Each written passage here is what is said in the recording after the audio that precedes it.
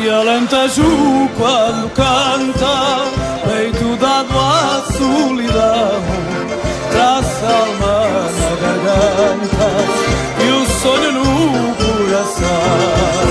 Eu ouvi um passarinho às 4 da madrugada, cantando lindas cantigas à porta da sua amada. Por ouvir cantar também da sua amada chorou às 4 da madrugada, o passarinho cantou. E Alentejo, terra rasa, toda coberta de pau, as tuas filhas doiradas lembram-me em oração. Eu ouvi um passarinho às 4 da madrugada, cantando lindas cantigas à porta da sua amada. Por ouvir cantar também a sua amada chorou às 4 da madrugada, o passarinho cantou. So this is what is called and it's still going on literally in my ears. But maybe begin by saying I couldn't hear what the others were E saying. Alentejo quando I could canta. see his suddenly I have a stopping of music. So Canta Alentejano, this is the typical song of the Alentejo. And the Alentejo, of course, is the region of Portugal whose wines we're going to be tasting today. It is. Let's move on into the next slide, please. It's always sung by men. Don't think women ever get to sing Canta Alentejano, which is a pity, I would think, as someone who has had much pleasure singing with both men and women. But traditionally, Canta Alentejano does seem to be just men. That's fine. So that's what they do. They wear costumes. There's going to be one shot right at the end of the presentation, which is a group of men not singing, well, maybe singing, but a group of them at a wine tasting, but which will have been slightly enlivened by them singing music. Anyway, here we are, Portugal. I'm sure you're all familiar with the name of Portugal. One of the big connections I think of when I think about Portugal and Poland is the fact that there is a very numerous retailer, Biedronka, which is, of course, in origin, it's Portuguese. It's owned by a Portuguese retail group who have a chain of supermarkets called Pingo Doce, which means sweet drop in Portugal.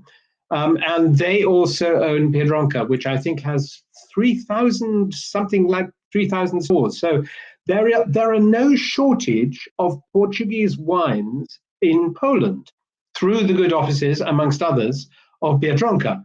I think one of the things that they are famous for is selling good value wines, foods, whatever. And one of the reasons I think that we're trying to do this tasting today is that we want to show some other wines from the Alentejo, this wonderful region of Portugal, other than the ones that you might find. I know there's one Biedronka wine in here, but we're going to show you some other wines from other producers, and one or two of them slightly more expensive than the ones you might expect to find in Biedronka. Let's move on. So the Alentejo is the largest area of Portugal in landmass. Nearly 30% of the entire country is the Alentejo, and it covers an enormous region. I'll show you a map a bit later. It covers an enormous region which stretches north of Lisbon, but to the east of the country, and right down to the mountains before you get to the Algarve in the south. So 29.6% of the actual landmass of Portugal. And it has a population of only 5.1 of the country's population. So you've got almost just over 500,000, but that is only 5% of the country's population, as opposed to it taking up almost 30% of the country's landmass. And then when you look at the wine, this is the vineyard area, sorry. the vineyard area is 11% of Portugal's total vineyard area. So it's well represented, but given the fact that it's 30% of the landmass and only 11% of the vineyard area, you can understand there are an awful lot of other things that happen in the Alentejo. Let's move on to the next slide. And so the Alentejo is famous for agriculture above all. And cork. Here is a beautiful picture from the large cork company Amorim of a cork tree which has recently been stripped of its bark. You can see in the top left-hand corner of the picture, for those of you who haven't been to Portugal and seen cork oaks recently stripped. That is the old bark that hasn't been stripped off. The young bark that has just been stripped is this wonderful, rich, russet red color. And you can see others in the background that have similarly been stripped. You can strip a cork oak once every 9 years, I think is the answer. So between the 9-year stripping and the next stripping, it has time to grow back its bark. And that bark is what is used for corks. There is not a single cork in the line of bottles that I have today which has got anything other than a cork stopper. But you know, it's used in insulation, it's used in flooring, it's used in furniture, it's used. There's one winery that we're not going to see the outside, but there's a shot of the inside. There's one winery whose outside is completely covered with cork. It's a great insulating material, but from the wine point of view, we think of cork oaks, and these are cork oaks, and they have acorns, the fruit of the oak, like every other oak. Okay, let's move on from cork into living things, and here is a wonderful Alentejo cow, Alentejano, wonderful meat. It's a great delicacy, and this is the typical breed of Alentejo cow. You find Charolais as well, but Carne Alentejano is the typical native breed of the Alentejo region of Portugal. Next slide, please. Then you also have sheep. Now, sheep are here. I think of sheep really from the point of view of the Alentejo and its agriculture. I think of sheep mainly for their dairy produce rather than for the meat. Yes, of course, the sheep do get eaten as younger animals, but it's the dairy animals that play such a huge part in Portugal's agriculture and gastronomy. They make wonderful cheese. Sheep's milk cheese is great. The great product you see some yogurt, but you also see what the Italians would call ricotta, which in Portugal they call requeijão.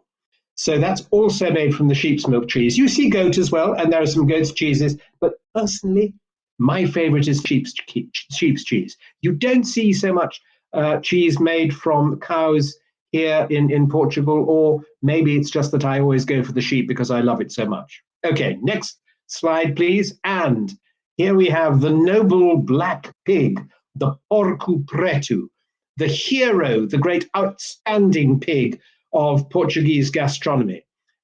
Porco preto means black, and it is, as you can see, a sort of black-ish, more a sort of dark grey, perhaps, pig. Sturdy looking fellow, and what it is used for its meat, and it's very much the star of one of Portugal's most, and Spain come to that, but in Portugal particularly, and here in the Alentejo in particular, it is cured ham, what the Italians would call prosciutto, the Spanish would call jamón, and the Portuguese call presunto. So this is made from this noble black pig, but to be perfectly honest, it also makes wonderful meat just for eating without the curing. Okay, next slide, please. And this is the other aspect, the big aspect of Alentejo agriculture. It is two aspects, in fact. It's olives and it's wheat. Portugal is famous for its olives, its olive oil. The Alentejo is where many of them are grown. And the Alentejo is also been known as the bread basket of Portugal because it grows a huge amount of cereals, most of them wheat. So here you have this typical picture, olive trees scattered in a wheat landscape. Modern olive plantations are much more densely planted than this. They're probably not planted with the wheat as well, but I thought it was nice to finish with a shot of both cereals and olive trees. Both very, very important contributors to Alentejo agriculture and Alentejo gastronomy as well, not only for the olive oil from the olives and the olives that you can eat at table, but also for the fact that a lot of Alentejo dishes incorporate bread as part of the dish, not just as something to eat on the side of the plate, but as an integral part of the dish. A migash, which theoretically translates as crumbs, is one of the famous bread-based dishes of the Alentejo. And, there are others, and they're very popular, particularly around Lisbon, because the Alentejo almost encircles Lisbon. It doesn't quite, but it creeps up quite close. And the Lisbon inhabitants love the cocina, the gastronomy of the Alentejo.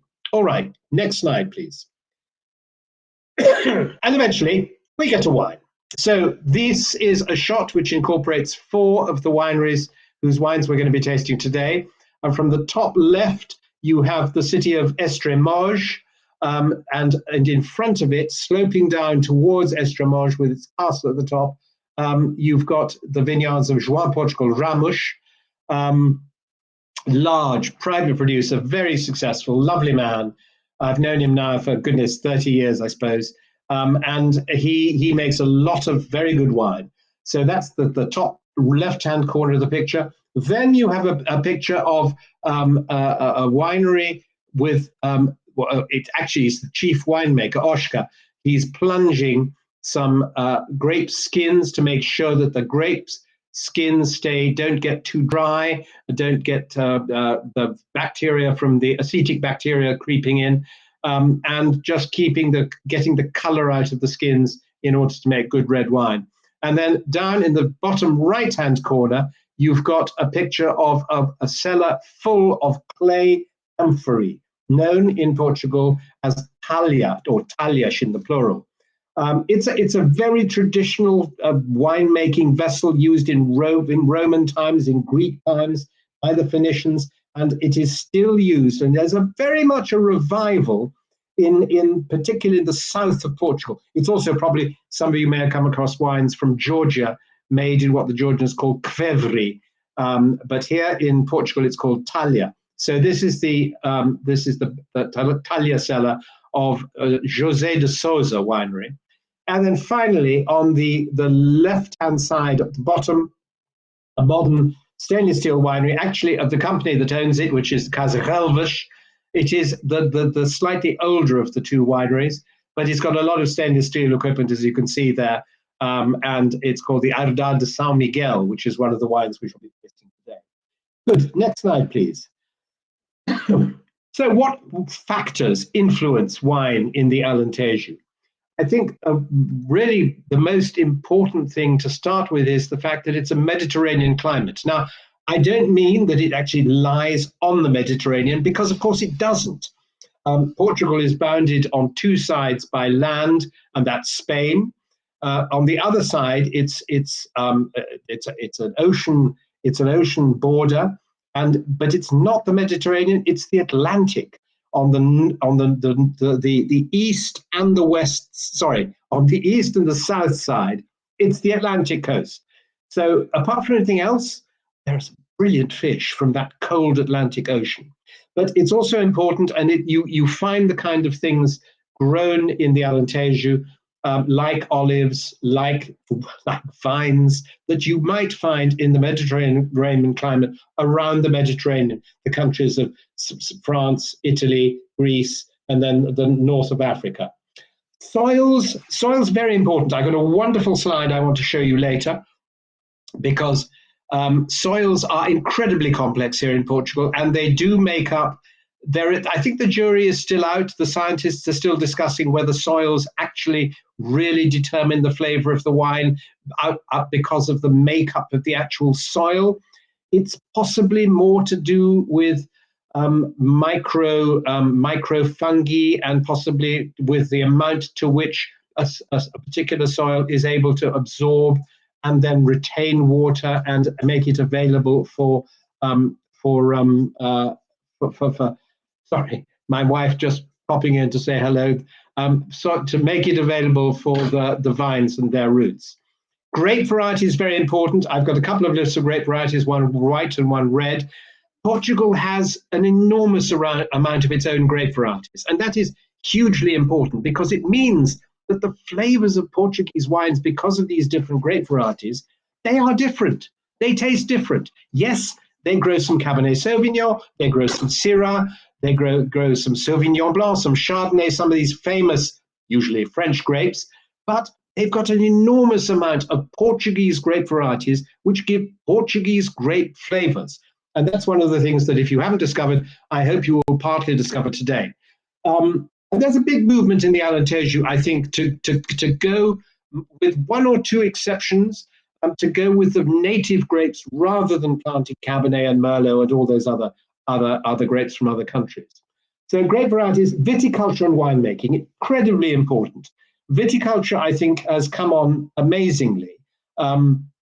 In the old days, I think both viticulture and winemaking, people had the traditional way of doing things, and they just did it as their fathers did it, who did it as their grandfathers did it, and nothing really much changed. But there has been a huge revolution with modern viticulture, modern winemaking. People now have studied both subjects, and it's more usual now at a modern winery to find a chief winemaker who has a degree in enology. It might be a degree in viticulture, in the science of growing wines. And that has made a huge difference to the quality of the wines all over Portugal, and very much here in the Alentejo as well. Okay, next slide, please. So, climate. Let's go deeper into the climate. It does vary. The Alentejo is not all hot. You might think of the Alentejo as being a very hot part of Portugal, and that's true. It is, most of it, pretty darn hot. As you can see down in that fourth bullet point, the hottest temperature ever recorded on the 1st of August 2003, 47.4 degrees, very hot. But having said that, regularly Portuguese summers can rise to over 40 for quite a little time. There are parts of the Alentejo which are hotter than others, and then, as I say, it's cooler to the west because you're near that cold Atlantic Ocean, and it gets hotter to the east and the south. But there are variations, and there are specific places, usually involved with mountains or with large hills, where for one reason or another you get a cooler breeze, or the cold air is retained for a bit longer, which means that even if you have a jolly hot day, at night the temperature will fall. And as I noticed when I was there a couple of weeks ago, in the winter, and we're out of winter now, and it wasn't really right in winter when I was there on a recent visit, but it can go down to 9 degrees. I mean, I'm not talking about sub-zero. I'm sure if you go up to really high altitudes, you'll get lower than that. But 9 degrees in the winter feels pretty chilly, especially when you've got a wind blowing. So the Alentejo Dam, I just want to mention. It is the largest man-made lake in the whole of Western Europe. So even though down there in the south of the Alentejo, it is pretty dry, you do have quite a lot of water, which is, excuse me, which provides irrigation when it's really needed. I mean, at the moment, down there, as I say, I was down there a couple of weeks ago, and the wine growers were saying, it hasn't rained properly in 2 years. Come the summer, it's going to be very difficult. Well, there will be water from the Alentejo Dam, but not for all of the Alentejo. There are parts where it won't reach. And I have to say the level in that dam is looking pretty low. Okay, next slide, please. Right. Okay, so here is a map of Portugal. So as I was saying, on the to the north and the north and in the east, you've got Spain. So what looks a bit like an island. This is the map from Wines of Portugal. what looks a bit like an island is in fact bounded on two sides, on the west side and the south side, by the Atlantic Ocean. Now, where is the Alentejo? The Alentejo is this group of brown blobs in the south of Portugal, marked. I'm just trying to work out what it's a 22, right? It's number 22. So those individual slightly darker brown areas are where it is DOC Alentejo, Denominação de Origem Controlada. So controlled denomination of origin, because you've got three levels in Portugal of wine, and the Alentejo is everywhere else. The lighter brown areas are still Alentejo, but they don't qualify as DOC regions. So just to go through those three areas, in the basic wine, you've got just vinho, is just wine. Then you go up to vinho regional, regional wine. So that's those lighter brown areas, those fawn areas surrounding the larger blobs, which are the DOC, the DOC, Denominação de Origem Controlada areas. There is a difference between the two. A, you can't make DOC wine if it's not in one of those slightly darker brown areas. And B, and importantly, there are rules which say how you can make wine, and particularly from which grapes you can make wine for DOC. So today's tasting, I can't remember quite how many we've got, but I think it's something like 4 DOC wines and 7 vinhos regionais. It might be 5 and 6, but there are more vinhos regionais, that's the plural of vinho regional, than there are DOC wines, because some winemakers, and it's the same in various other European countries, some winemakers sometimes choose to go for the slightly looser regulation and then be able to use grape varieties that they might not otherwise be able to use, rather than sticking with the more traditional authorized rules. Okay, next slide, please. And here we are, we're in the Alentejo now, and this is the pale green area is the Alentejo, and the different areas are the different sub-regions. And what I've done is I've picked, when I say what I've done, what my son did, because he was much better at this than I was, he has picked out the different regions in different colors, so you can see them slightly more clearly, corresponding to the code on the key on the right-hand side. So in the northeast of the Alentejo, you have the region of Porto Alegre, which is granitic soils. It's higher, it's mountainous, and they're cooler temperatures. And these granite soils give very bright wines. So that's number 1, Porto Alegre. Number 2 is the yellow area. You can only just see the figure, but that's Borba. We've got a couple of wines from Borba here today. Again, it's cooler than some of the places. It's famous because it's it's got wonderful marble soils. It's known as the marble strip, and a lot of marble is mined from the mines of Borba. Then number 3, Redondo. Again, a slightly darker green with the 3. It's round, like the name Redondo means rounded. Then number 4, we're going down slightly further to the west to the city of Évora, which is, I suppose, it's the capital of the Alentejo. It's a wonderful city. It's got a castle at the top. It's got Roman ruins. It's a wonderful place. It's really thoroughly worth visiting. Number 5, Regengush, which is just that paler green area which is being circled. There we are, number 5, Regengush. We got a couple of wines from there, I think. And then down, number 6, further to the east, you have this double region of Granja Amareleja. Amareleja is a little, well, they're both little villages, and they're very much, you're getting into Talia country. You're getting into the country where people make wine out of these clay amphorae. Then number 7, Vidigueira, which is, it's fascinating because Vidigueira is, it's South Portugal. It's very much part of the south of the Alentejo, and yet it's quite cool. I'll talk a bit about that when we get to the wines. But it's surprising. It's famous for its white wines. And you would think down in the south of Portugal, it would be a country for red wines, but no. And then lastly, we have the region of Moura. We don't have any wines from Moura today, but it's pretty darn hot when you get down there.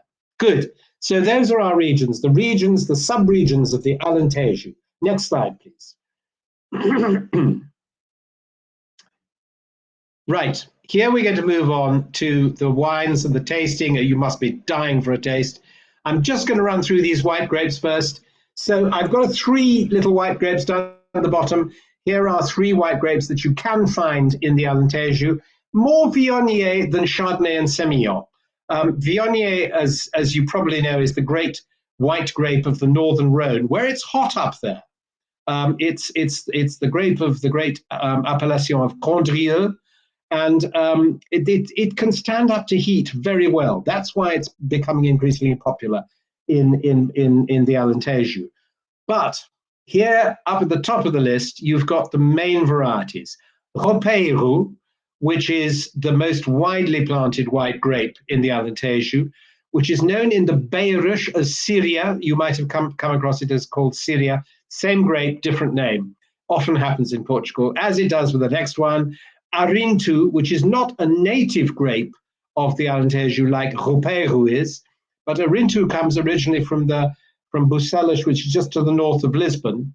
And in Vinho Verde country, it's known as Pedernal. So again, a couple of different names for this particular grape. Alentejo, on the other hand, is one of the great grapes of the Alentejo. It makes wines of lovely acidity, fantastic balance, freshness, minerality, and some exotic fruit characters. Takes very well to barrel fermentation. And we've got one very good wine, at least I hope you like it. I love it, made from Alentejo. Fernão Pires is another grape which sort of flows over from the center of Portugal. It's very much planted in the Ribatejo and Lisboa regions, but you get quite a lot of it planted also in the Alentejo as well, known as Maria Gomes in Bairrada. Same grape, different name. Verdelho, this is the great grape of Madeira. It's not probably a Portuguese native grape, but was probably brought to Madeira. We're not quite sure. It seems it may have come from southern Italy. But anyway, Verdelho is being very much adopted by the Portuguese. It's grown in Madeira, and it's being produced now very successfully here in the Alentejo, although it's still quite a small quantity planted. Gouveia, which you find in the Douro Valley, perhaps a bit of a make-weight, but you can find it grown here quite a lot. Diagalves, otherwise known as Pendura de Amareleja. This is it's a southern Alentejo grape. And it's very much used in the making of white Talha wine. Not all wine made in these clay pots is red. White Talha wine is made as well. And Diagalves is one of the grape varieties. Monteudo, another traditional Alentejo grape variety, as is Perum. You don't really find them anywhere else in Portugal, but they grow here. Rabo de Ovelha, which is a wonderful name. It means sheep's tail. Rabo is a tail and Ovelha is sheep. Rabo de Ovelha is you do find in other places, and it makes some lovely wines here as well in the Alentejo. And Alvarinho, originally from the border between Spain and Portugal up in the northwest of Portugal. Alvarinho has been adopted all over Portugal, and it makes lovely wines here in the Alentejo as well. We've got one of our white wines, which is, I think it's about half Alvarinho. So there's our white grapes. Let's get on with the wines. So we're starting with a company called Impar Wines. Until recently, they were known as Terras de Alter, because they actually they're very close to a little town, no, not that little, called Alter do Chão. It's a very pretty little town with cobble streets, yellow and white painted buildings. It's got a castle, it's got a bull ring, and this, on the other hand, is not in the sort of pretty part of town.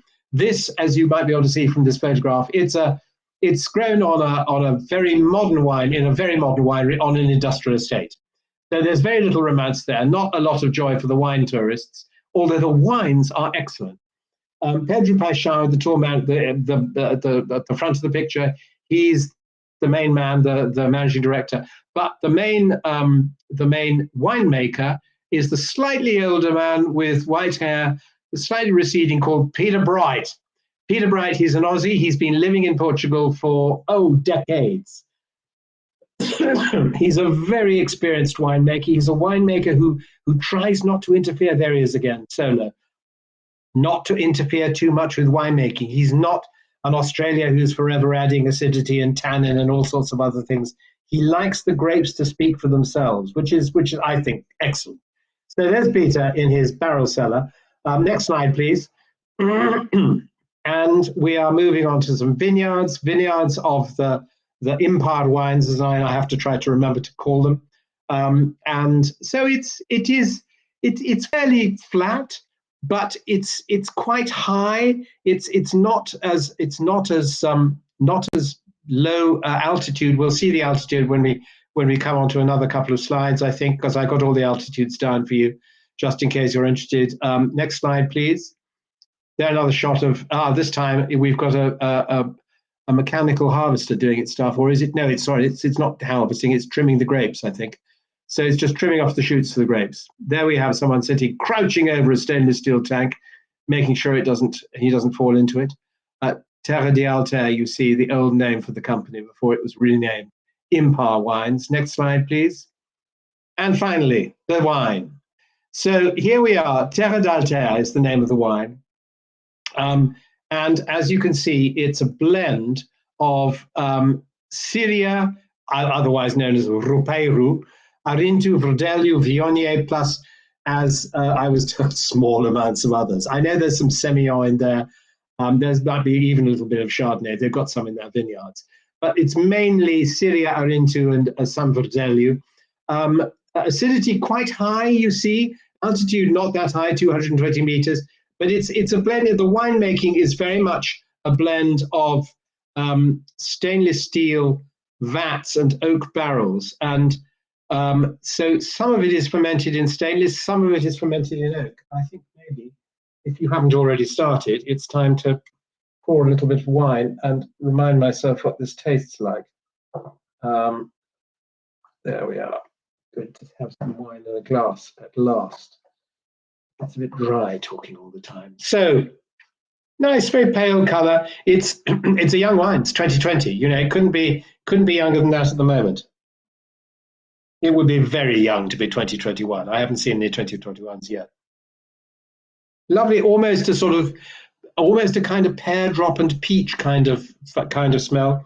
Syria is a grape variety which is famous for keeping its acidity. Arinto is famous for keeping its acidity. Verdelho has very high acidity. So this is a trio of main grapes that has been very much selected in the first instance for keeping acidity in a hot place. Viognier is different. Viognier is the exotic one. The Viognier is the one that gives these extraordinary flavors of flavors and smells of stone fruit, really. Things like apricot and peach.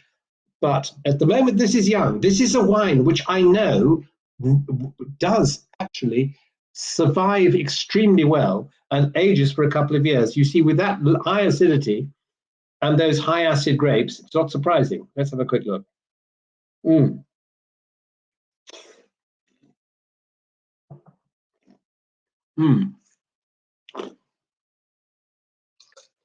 It's a young wine, but it's got lovely freshness, lovely acidity. It's just a hint of tiny hint of buttery character, almost a bit of butterscotch, a sort of buttery kind of sweet, buttered candy. And there is a bit of barrel in there, but it's not evident. And I think one of the things that is becoming more and more prevalent for winemakers all over the world, and there were several Alentejo winemakers who said this to me specifically, is we want to use barrels, we like the effect of barrels, but we don't want to taste the wood. Now, I think, maybe there are people in the world who enjoy the flavor of particularly oak from oak barrels, but I think the people who are trying to make the best wines, on the whole, they want the effect of barrels in their winemaking and on the texture of the wine, perhaps, but they don't want it to taste of wood. Okay, let's move on. Charles, sorry? Yes, yes. There is a question in chat Yeah, sure. about food pairing. Food pairing. Food pairing. What would I pair with this? You know, to be perfectly honest, I think this would be pretty easy to pair with food. It's got that lovely fresh acidity, which will mean it can go with all sorts of different foods. But it has that sort of buttery character. So I'm thinking maybe something. I'm probably more fish. I'm just thinking about what food I've been eating here in Portugal recently, and I'm thinking the other day, some friends of ours cooked us one of the great dishes of the Alentejo, which is a dish called carne alentejano. Porco alentejano, and it's pork, but it's pork with clams in a sort of buttery sauce with fried, sort of cubed fried potatoes incorporated into it. Absolutely delicious. But it's an unexpected thing. You don't find that very often in European gastronomy. This combination of in this case shellfish and meat. But this and this porco alentejana. Porco alentejana is what it's called. That clams with pork with a sort of buttery sauce. I think that would be absolutely delicious. But you know, you could go for the clams by themselves. You could go with the buttery pork with the sauce by itself. You could have it with all sorts of different kinds of poultry. Very much. I'm a great fan of chicken. I love good chicken. We never buy chicken that has been just raised in horrible buildings and confined in cages because A, it doesn't taste good, and B, I feel sorry for the birds. We don't have chickens at the moment in our place, but we had chickens when we lived in England, and we will have chickens once again when we're sorted out. George. Yeah, and the price of this wine. The price of the wine, you're absolutely right, I should have said. The price here, and these are all Portuguese retail prices. The price of this wine is €10.85. So it's not a cheap wine. It's much less expensive than many wines you could buy. And I think for that price, it's tremendous value. But it's not cheap, and there are many wines that are less expensive than that. Okay, let's move on to the second wine. So this is Ravesqueira, and the company is called, let's take the cork out first. You notice, I have to say, there is, as I think I said before, there is not a single wine in this entire lineup that is sealed with anything other than a cork. So the Monte Ravesqueira company is, so it's just north of Évora, very near a town called Arraiolos, which has a rather magnificent castle, but just to the north of Évora, in the center of the Alentejo. And here you've got a picture of Vasco. No, sorry, this is Frederico.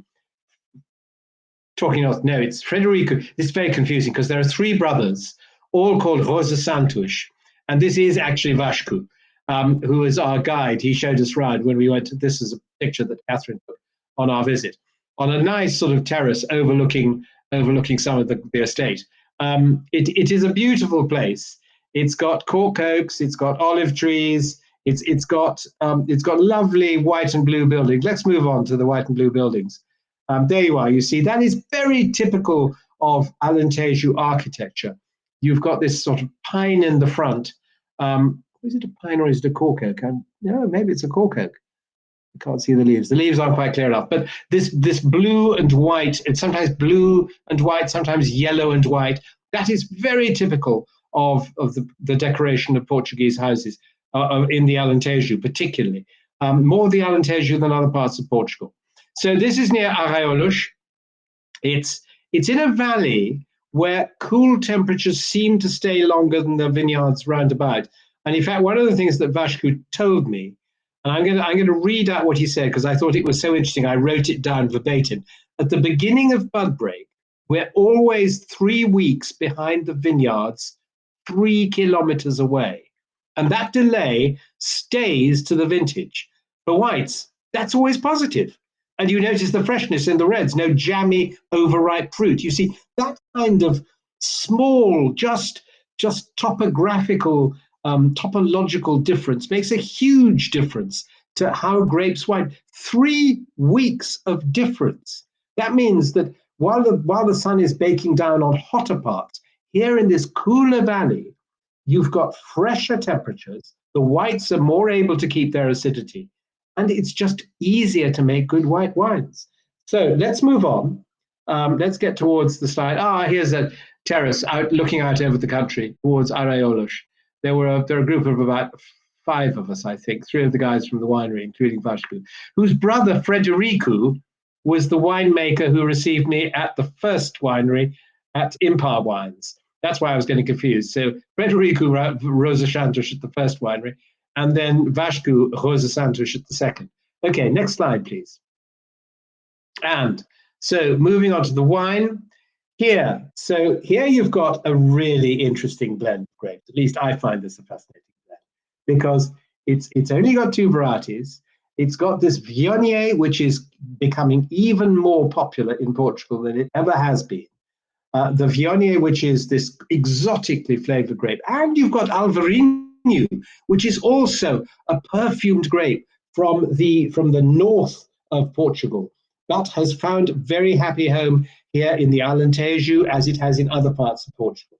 So this, you're going to expect this. So as he says, as Vasco told me, it starts in stainless steel, then it goes into barrel. That's during the fermentation. So he starts it off in stainless and then goes into barrels. And it has some aging in French oak barrels, 20% only of which are new. And then 6 months on the fine lees for those barrels. But the important thing is that it's only 1/5, 20% new oak, and the rest of it is older oak. And I think that's important because really, I think, I don't know. I think there were times when people thought oaky wines were delicious, but I think we've moved on from there. And there's more a feeling, I think, nowadays that oak is useful. And I will talk a little bit more about that in our next one. Oak is useful, but you don't want to be tasting wood when you're trying to taste a wine made out of grapes. At least that's the way I think. And I think an increasing number of people are feeling that way. Anyway, wow, this is an amazing nose. This is so scented. And it's got this combination of the heady, exotic apricot fruit scents of the Viognier with the freshness and the sort of tanginess of the Alvarinho. I don't know, actually, personally, of any other wine made from this combination of grape varieties. I think this is a fascinating wine. And I think, this is another thing I say about this. It's not just Vasco, because there is a chief winemaker now, or maybe he's a wine consultant, but he's a guy called David Baverstock, who, again, has spent many years in Portugal. He's Australian by origin, and he worked for a big company called Esporão as their chief winemaker for many years. And he retired, I think it was just last year, but he's been lured to Ravasqueira as a consultant to work with Vasco. So he's got all those Australian, the knowledge of 30 years of making good wines in the Alentejo. I mean, that's worth an awful lot of money. Okay. Oh, gosh, I think this is tremendous.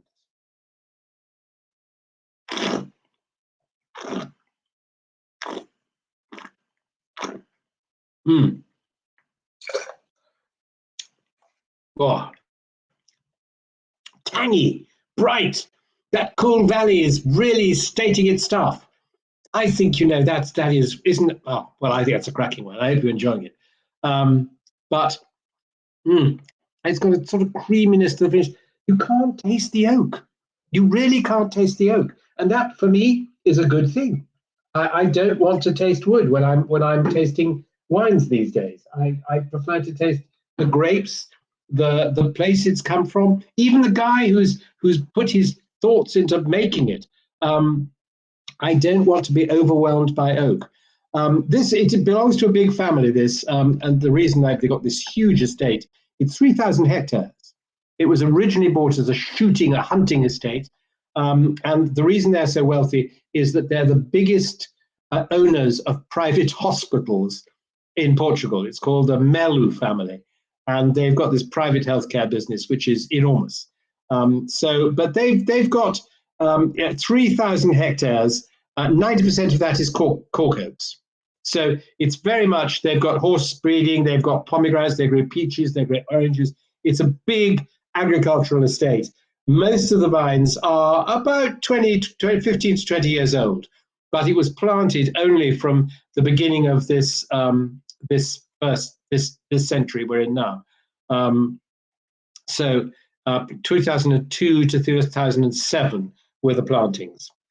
Good. Okay, they are thinking of expanding their red plantings more, and one of the grapes they're thinking of planting is a grape called the Touriga Francesa, or sometimes known as Touriga Franca, sometimes Touriga Francesa, which they love, which is a Douro grape variety, but it's working for them very well down here at Ravasqueira, and so they're going to give that a go down there, and probably a bit more Syrah, because that's very good as well.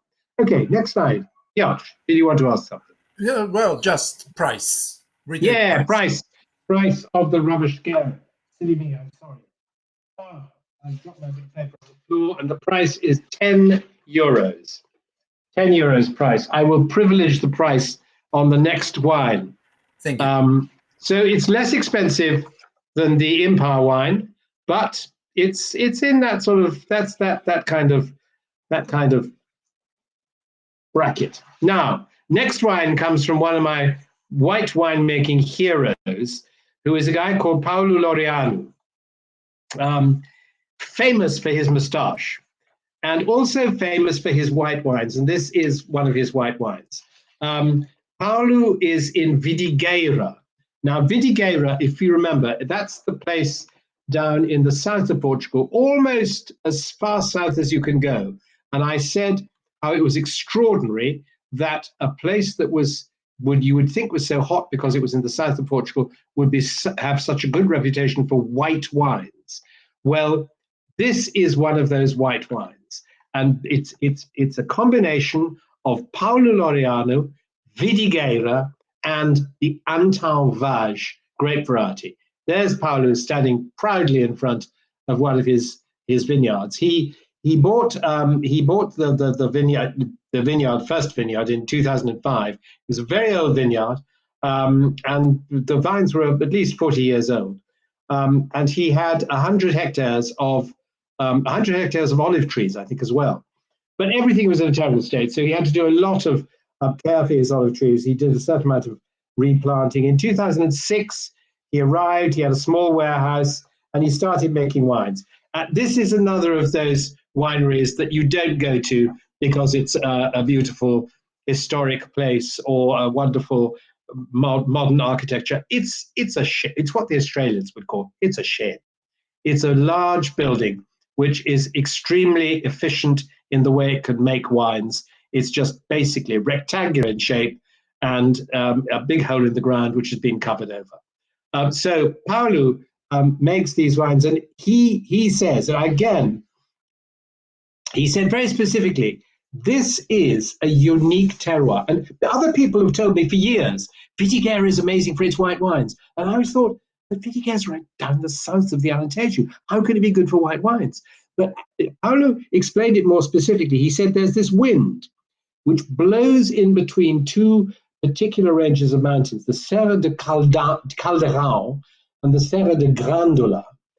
It's hot during the day, and then the wind arrives and brings cool air through a sort of 50-kilometer fault, which goes out towards the west and the Atlantic. And then it's stopped by getting back to the Atlantic by the Serra de Portel.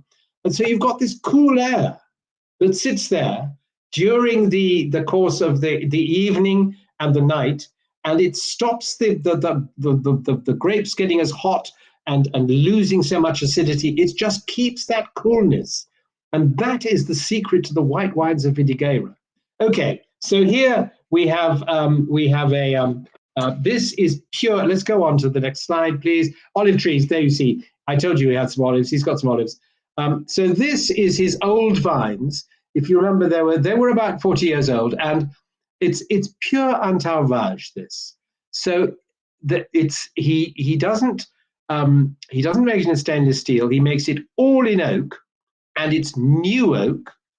But are you really seeing the oak? Do you find the oak is a touch of oak, perhaps?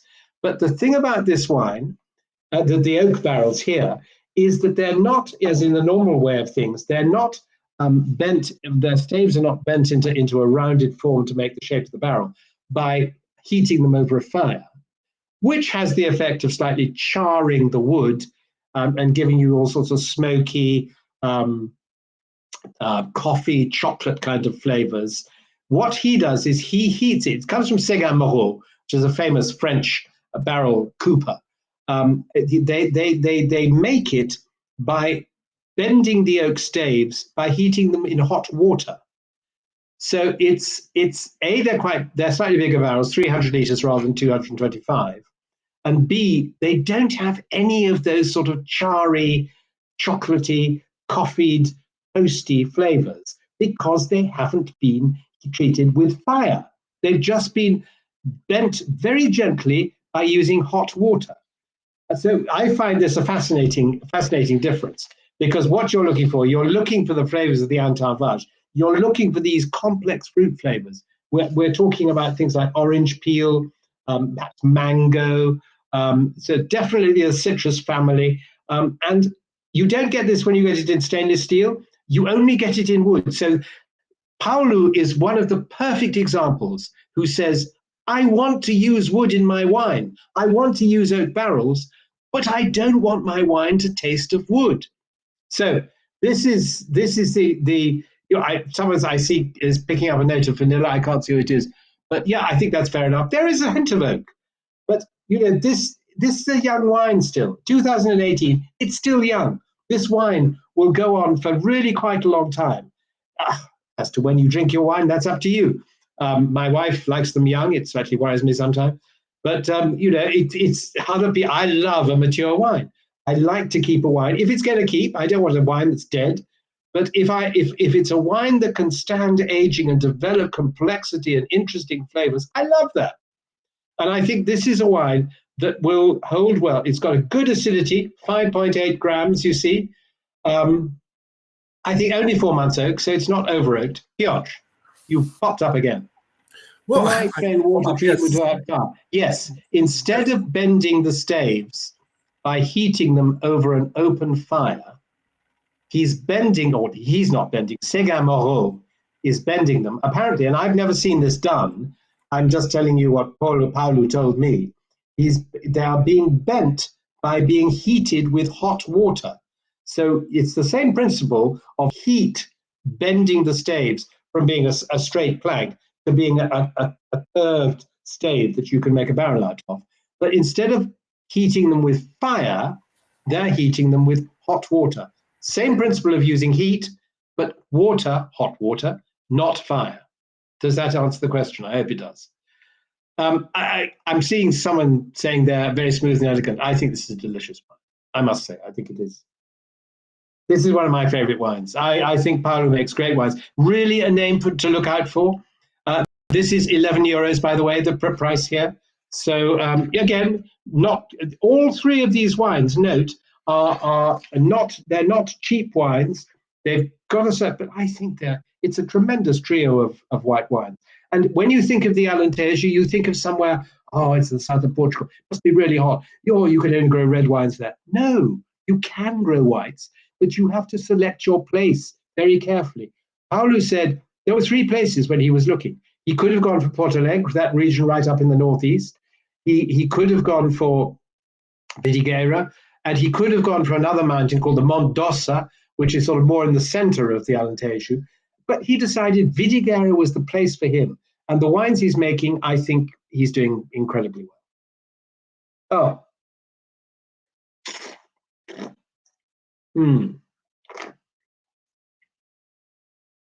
Okay, I think we need to think about going on to some red wine now. But before that, let's move on to the red slide. And I want to show you this amazing map. I came across that when I was doing the research for this, and I was thinking, I really ought to know a bit more about the soils of Portugal in depth and find out what's where.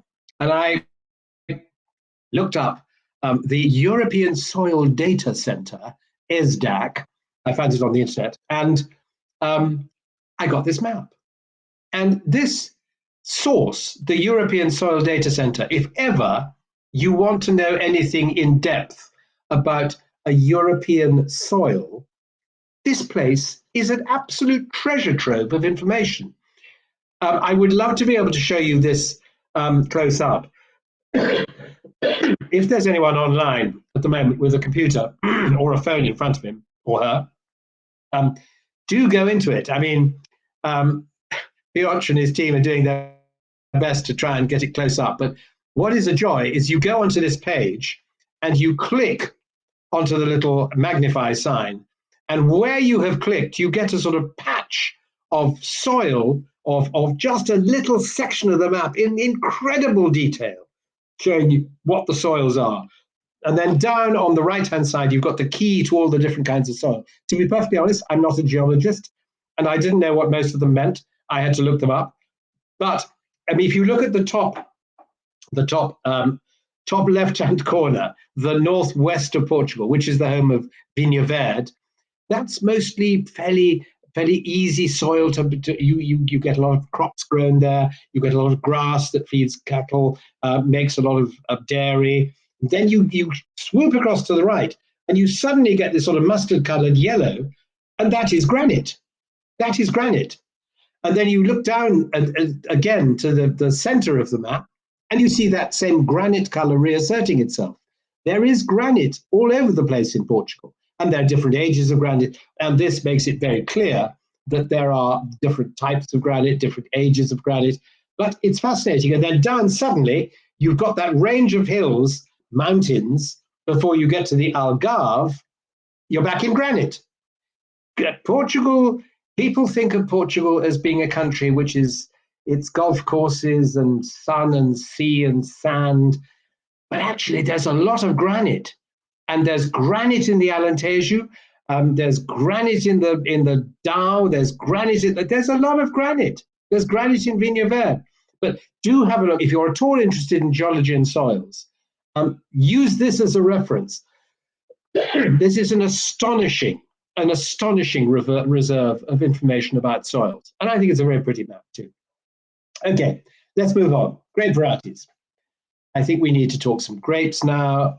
So let's see if we can find a list of them. Here we are. So again, I've given you some foreign grapes, French grapes, foreign grapes at the bottom, but these are all grapes which are grown in the Alentejo as well as in their native homes. Syrah is doing particularly well in the Alentejo, and more wineries are being planted with Syrah because it's a hot country grape. Syrah is a grape that works well in Australia. It works well in South Africa. It copes with heat. Now, I've got to start with the Holy Trinity, really, the three grapes at the top, which are the Alicante Bouschet, the Aragonese, and the Trincadeira. These are the three main red grapes of the Alentejo. Alicante Bouschet, of course, is not a native Portuguese grape variety. It was produced in France by a Monsieur Boucher, and it was very prolific, and it made lots and lots of wine, and it never really tasted of very much. And so it eventually made its way down to Portugal. I don't quite know how it got there, but it was, I think, the early years of the 20th century. And suddenly they discovered that in the Alentejo, it made much better wine than ever it had in France. And so it's very much a fixture here. It's not the only grape variety. Aragonese, which is better, that's the official name of this grape in Portugal, but in the north of Portugal it's known as Tinta Roriz, and in Spain it's known as Tempranillo. So it's very much an Iberian grape variety, not solely Portuguese, but very much Spanish and Portuguese. It's now being planted in other places. They've got a problem in Portugal with with Aragonese in the Algarve, apparently. I was talking to, I'm just trying to, can't remember which winemaker it was, but there was one maker who was saying it's got a big problem with what they call eshka, which is known in Australia as dead arm.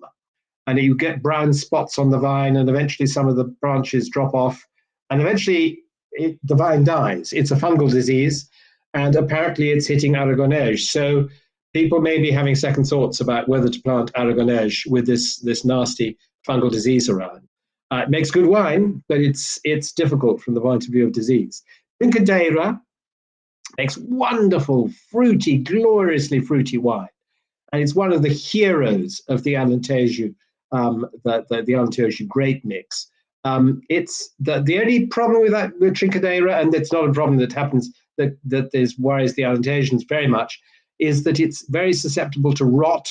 They're quite tight bunches, and if it rains, then it's liable to rot. However, it doesn't rain much in the Alentejo, so on the whole, it has a fairly safe life. Moreto I put in there not because there's lots of it around, but because this is the great red grape of the Talia wines.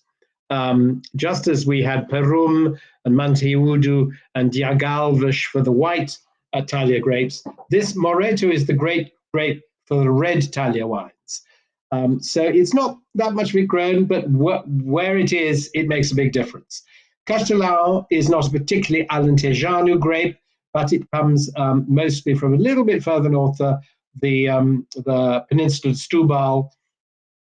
It's just to the south of Lisbon, and it's also, you find it in the Tejo and also in the Lisboa. It's quite a late ripening variety, which is good, so it keeps its acidity quite well. Tinta Grossa, and I put Tinta Barocca there because I thought I'd found a synonym for it. Tinta Barocca being one of the great grapes of the Douro Valley. Tinta Grossa, again, very much grown down in the south of the Alentejo in very small quantities. So this is a grape variety that Paulo Laureano grows. It's one of his favorite grape varieties. And he says it makes very elegant, sophisticated wines. And it isn't the Tinta Barocca. So I'm sorry, that's a mistake. Do not write that down, because it's a mistake which is often made, and I found it in various places on the internet. But apparently this is not right. Grand Noir is another of these grapes which escaped from France, like Alicante Boucher, but I think earlier. And it's used in particular by one of our producers here. I think there are about 2 producers who have fairly significant plantations, and they are very happy. They think they're wonderful wines, but it's not often used. Alfrecheiro is a grape of the Douro, up in the northwest, well, north of, just south of the River Douro, central north, I suppose, of Portugal, you should say. And that was brought down here from the Douro, and it works very well. And they're very happy, and we're making good wines there. Tinta Caiada is sometimes mistaken for Tinta Grossa. It's an Italian grape in origin, and to be perfectly honest, I've tasted a few wines made from it, but I've never really sort of it's never made a huge impression on me. And then we finish up with Touriga Nacional, because rather like Alvarinho these days, Touriga Nacional is everywhere. It is the great red grape of Portugal, in terms of it started in the Douro. It's found very widely in the Douro Valley, and now it's found everywhere else as well. I find it in Vinho Verde, although not very ripe, and I find it in the Algarve. I mean, it is found all over Portugal. Okay, we've got to try wine now, perhaps. What's our next slide? Yes, we're starting with a wine from a large, very successful winemaker, João Portugal Ramos. His winery is just outside the city of Estremoz, which is that town there rising above the surrounding vineyards.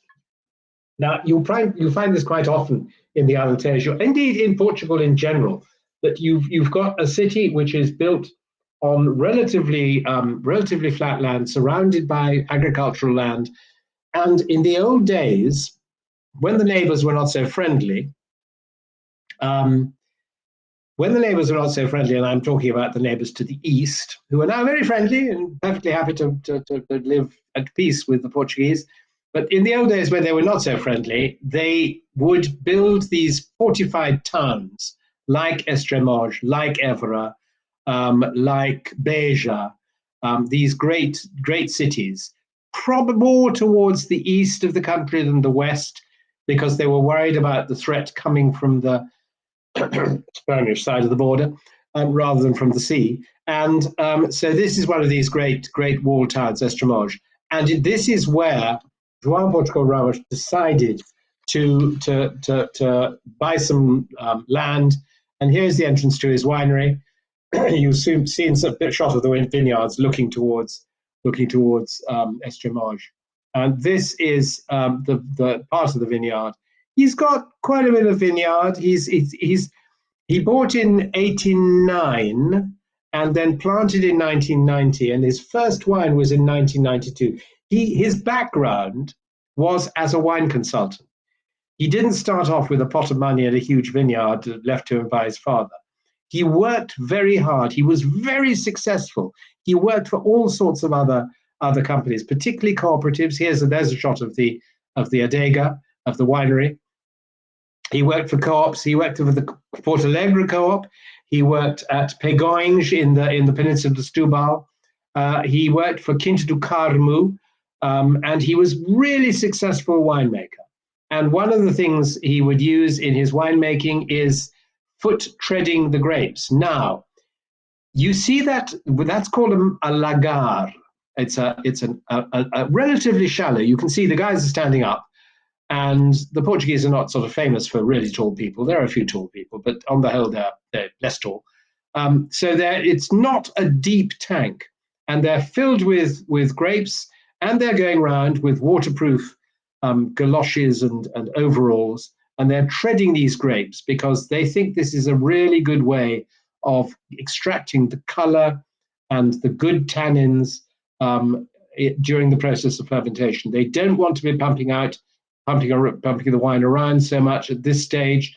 They want this. It looks a bit brutal, but actually, if you think about it, just treading down grapes, you're not really bashing the skins, or more importantly, the pips very hard, or the stalks. It's a relatively gentle pressure, because every time you step down, your feet meet sort of squashy grape skins and grape pips, and there's a sort of layer of solids between you, the foot, and the bottom of the lagar. These, because they are in this part of the country, they're made of marble. In this case, I can't see whether it's white or pink. Borba is famous for its pink marble. It could be white. It's rather difficult to see when you've got whitish kind of lagars and red wines being trodden in them. It's rather hard to say whether it's a white or a pink lagar. Anyway, he now has one of the largest privately owned companies in the Alentejo. And there you've got João and his son, João Maria. So that's João Portugal Ramos himself, the older man. It's a few years ago. I would say that's about 10, 15 years ago. Maybe 10 years ago. João Maria doesn't look as much of a very young boy as he does in this pic. And his father's got a few more grey hairs, but he's still a delightful man. And João Maria, the son, has now very much joined in the winemaking team. Now, this is a wine. Have a try and see which. Some of you may know it, because this is a wine which is widely available in Pietronca.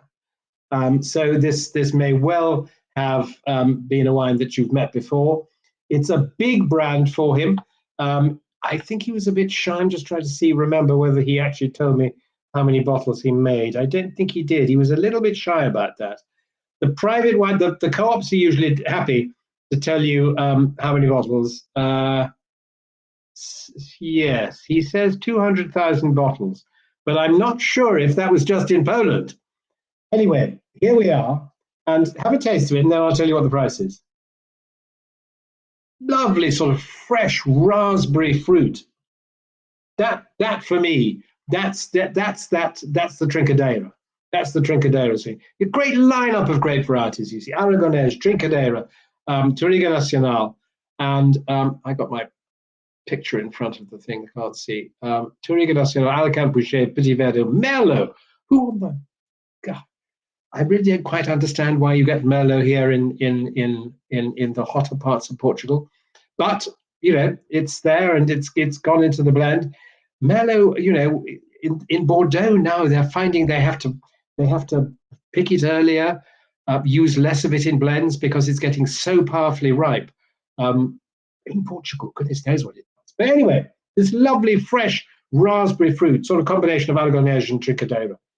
I think of Alicante Boucher as being a more black fruit, more sort of black currant, blackberry. This is very much the sort of fresh, bright red fruits. Mm.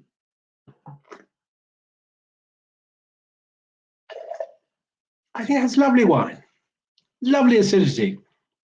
6 months in used oak barrels. Notice not new oak, but French and American oak, mostly fermented in stainless steel, a little bit in those lagars.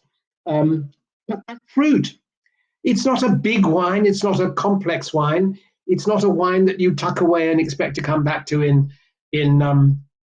I don't know, 10 years and hope it was going to do something exciting. It's just a lovely wine for now. And I think that's tremendously successful wine. And the price is €5.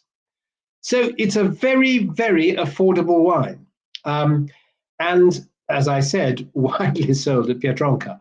And maybe that's how they are so successful in selling Portuguese wines. If you have a wine that is this good, I think is this good, and is this inexpensive, I just think it's an astonishing price. Okay, so that's that one. Let's move on to the next. Now we're coming to one of our big co-ops. Let's just get rid of that one. So I've got rid of the next.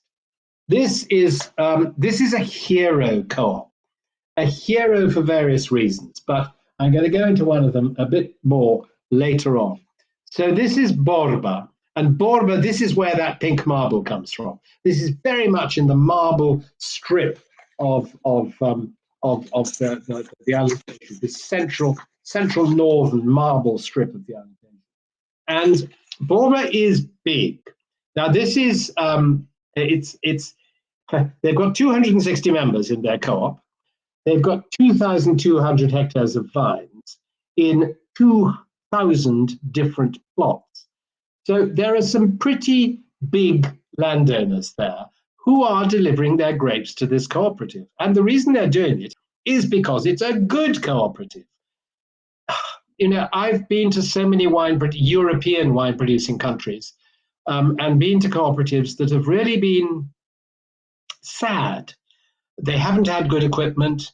You walk in and the smells are not good.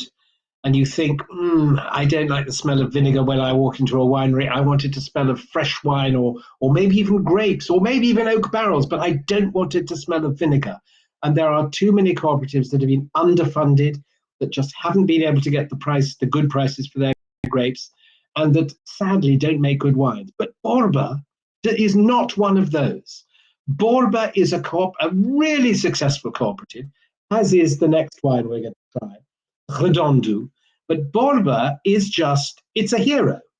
Most of the grapes it grows are red. They grow 5 million kilos of grapes. Or is it 15? Sorry, I've got a slight question there. Now, here is the chief winemaker. He's called Oscar Gatu, and he's plunging down that sort of small plastic container with a stick to try and break up the skins a bit, perhaps. But Borba, they can ferment 5 million kilos of grapes at the same time. It's enormous.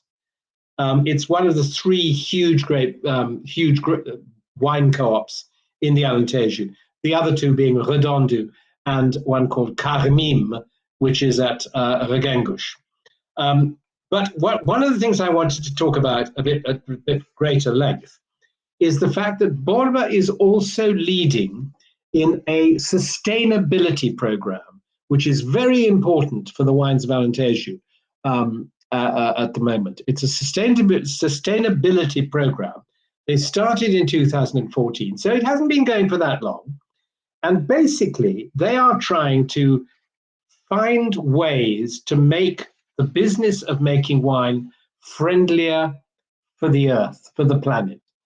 And it's very complicated because, I mean, you're not talking just about viticulture, you're not talking just about soil management, you're talking about biodiversity, you're talking about ecosystem protection, you're talking also, from the point of view of their workers, you're talking about gender equality, community involvement, and, you know, do they employ locals or do they employ people who live 100 kilometers away? You're talking about packaging, you're talking about use of water, use of electricity, use of energy. Are you using corks? What are your labels made of? It's a hugely complicated thing. And it's all, this, by the way, is the Borba wine shop, which is attached to the cooperative. When I was there, this is not a very busy day. When I was there, I have to say there were several people there buying wine, and they're buying wine from the co-op at the keenest price that they can get it. So they are happy bunnies, and they were thronging when I was there. It happened, I think, to be a Friday, so they were probably buying for the weekend, but they could have been buying for any day of the week, frankly. It's a nice new shop, modern, nice fixtures. Okay, so here we are. Here is this very large scale. Oh God, where's my mouse gone? Trouble is with a glass and a spittoon here, you get mixed up. Mustn't lose the mouse. So this is a blend then of Trincadera, Alicante Boucher, and Aragonese, with a bit of Castelao in there as well. It's a reserva. So this is one of it's not the most expensive, but it's one of the more expensive wines that they sell. It's got a bit of oak treatment, as you can see, stainless steel fermentation, but then 12 months in third and fourth use oak. So these are barrels that have been used twice or three times already. So some of that oak flavor has already been leached out of them, which means that you've got the way that oak is used to improve texture and savory complexity, and also to add in terms of new oak barrels, adding some tannin, because you do get tannin out of new oak. But these are old oak, so you're not getting as much tannin. You're not getting as much of those vanilla flavors that you get in a new oak barrel, particularly with American oak. But as they say here, it's mostly French oak. Their soils, chalky clay and schist. Chalky clay, that's the famous French argilo-calcaire word. It's very much a interesting. Could I please comment on the difference between 2018 and 20 vintage climatic conditions? The label is made out of cork. I didn't think it. I've always assumed it was. Yeah, that's cork. It's a very thin layer of cork, but I'm sure that is cork. Difference between 18 and 20. 20 was quite cool. 19 was very hot. I'm just trying to cast my mind back to 18 to remember how 18 was. I think 18 was a fairly warm year. And to be honest, in the Alentejo, most years are warm. 20 was an exception in that it was a slightly cooler year. So I think that's I've got a comment in Polish, which I'm afraid I'm not up to translating, or indeed answering a question if it is a question. But, you know, okay, let's have a look at this one. Here we are. It's got a bit of oak, but not too much oak. And let's taste it first, and then I'll tell you how much it costs. I should be asking you to guess how much it costs, I suppose.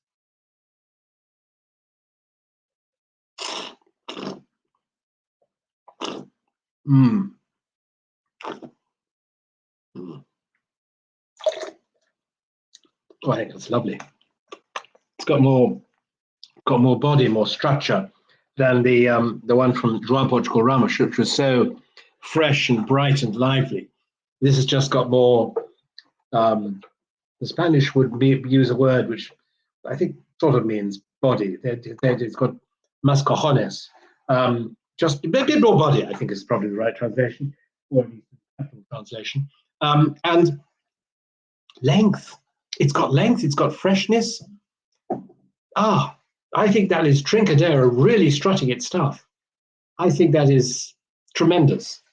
Anyway, do you like that? Do you like that? Is generally you enjoying it? I think it's okay. This is a bit more expensive. It's a reserva. They've had to use more oak, and so now they've had to put up the price a bit. They've got two different wineries in Borba. They've got all sorts of different vats. They've got Ganymede vats. Do you know Ganymede vats? They've got vertical vats with or without mechanical treading. They've got rotating horizontal vats. They've got all sorts of wine presses. They can ferment 5 million kilos at the same time. I think I mentioned that before. But this guy, João Barroso, who's been employed by Wines of Alentejo to develop this sustainability plan, he's doing a tremendous job. As I said, it started in 2014. It's very sophisticated, many different criteria. It's got 500 members of the people signed up for the sustainability in 100 different cellars. 1,800 growers have been reached, and they now have, I think it's 8 certified wineries. Is it 8, or it's not quite 8 yet? I had a look on the website. Yes, Herdades Grosch, Colheiros, Relvas, Malhadinho, no, not Relvas yet. Grosch, Colheiros, Herdades Lagos, and Casa Clara. So they got 4 who are fully certified already, including one that we're going to be tasting one of their wines just after this, I think. And they've got some really good ones. Relvas lined up, Malhadinho Nova lined up, and Adega Major and Rosim soon. And Borba is doing wonderful work. Borba has managed to persuade a lot of their best growers, not some, because one of the things about a cooperative, and I don't know if it's the same all over the world, but the cooperatives in Portugal, if you are a member of the cooperative, the cooperative has to take whatever grapes you bring in. If you bring in horrible looking grapes, full of rot and half ripe, they have to take them. They can't make very good wine out of them, but they are contractually obliged to take them. Now, there are some growers who make huge efforts. They plant the grape varieties that the cooperative really wants. They take care of them. They look after the viticulture. They pick at the right time. They do the right things. And one of the things that they do at Borba is that they pay 10% more for the grapes of the people who've gone into this sustainability program, as well as the other criteria of paying more for grapes that are from varieties they want, from lower yields, and that are in good health. So this WASP, the Wines of Alentejo Sustainability Program, is actively trying to persuade people to treat the planet better. Not only that, but they've pointed out to the growers who use the sustainability criteria that not only is it good for the planet, but they also save money. They're going to be using less chemicals. They're going to be using less energy, less water. It's better for everyone. So it's a hugely important program. And one of the things that they have succeeded in is that the Swedish monopoly, which buys almost all the wines in Sweden, are sold by the Swedish monopoly, which is called Systembolaget. And they now only buy from wineries involved in the sustainability program, as far as Portugal is concerned. So all over the rest of Portugal, there are wine regions looking at the Alentejo and thinking, this sustainability program, perhaps we should be involved. Because they're realizing it makes sense both, and in these days, when we are much more concerned about the well-being of our planet, more concerned about doing the right thing as far as looking after our planet is concerned, it makes sense to try to do the right thing for the wine business as well. It's a business, it's got to make money, it's got to provide a living for people, but that doesn't mean that you have to use bad methods for looking after everything concerned with it. So this, I think, is a hugely important thing that the Alentejo, the wines of the Alentejo have done. And Borba is the cooperative that is paying most attention and doing most to persuade its growers to follow the right paths of looking after the grapes and eventually getting one of those highly desired sustainability certificates. So here we are. What else did I want to say? There was a comment from Oskar Gatter, the chief winemaker that I wrote down when I was on the trip, he said, "We make muscular reds." So, reds with a bit of muscle in them. And he also said, almost all the wine we make is blended. It's interesting because in Portugal you do find some single variety wines, but most of the wine that is made in Portugal is blended. And I've suddenly remembered that I forgot to give you the price for that wine, very naughtily, which was €10.54. So it's a reserva. It's a bit more expensive in how it's been made, and therefore it's going to cost just that little bit more. Okay, I hope you enjoyed that one. Piotr, your picture has appeared on the screen again. So the muscular reds in Spanish language will be, translation in Spanish will be mascojones? More or less. More or less. Thank you. Okay. Yes. Good. Okay. So we're now going to move on to our other cooperative wine. Here we go. This one comes from the Adega. It helps if you take the cork out first. The Adega de Redondo, 2 rows of bottles, and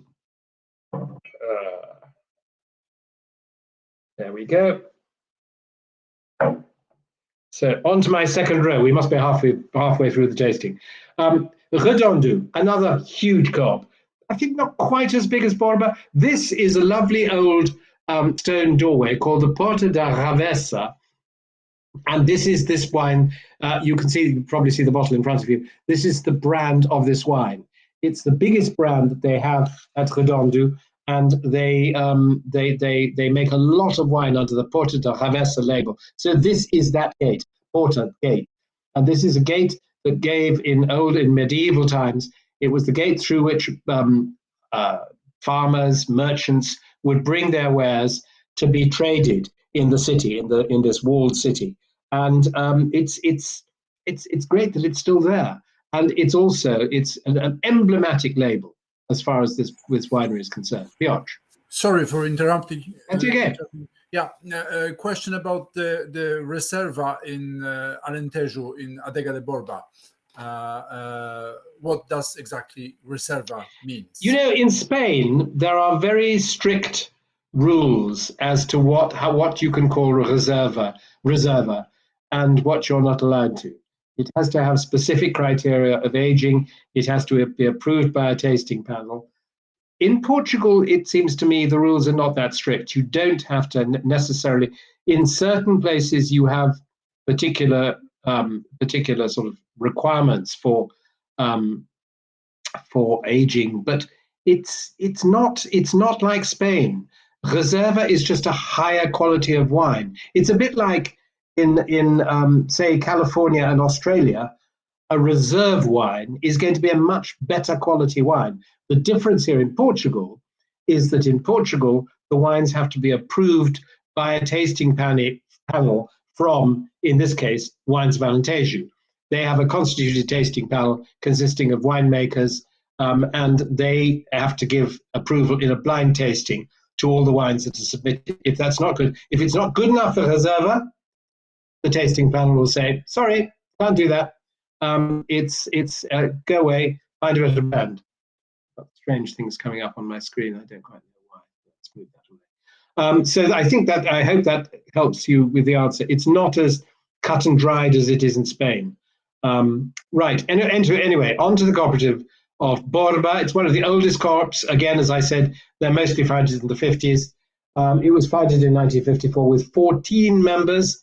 It now has 200 members and 2,300 hectares, which actually it must be jolly nearly the same size as Borba. Here's a lovely picture of the night sky over Redondo, and this you see that lovely fortified castle in the middle of it. So that was where the farmers hurried if there were any unfriendly people with weapons coming to shelter behind those big walls. They have almost 10% amongst their growers. Almost 10% of the entire region of the Alentejo is delivered in grape form to the cooperative here at Redondo. It's available in Poland. I'm not quite sure. I wrote down what I thought was the name, but I'm afraid I was very unsuccessful in transcribing it. I then tried to look it up on the internet and I couldn't find anything.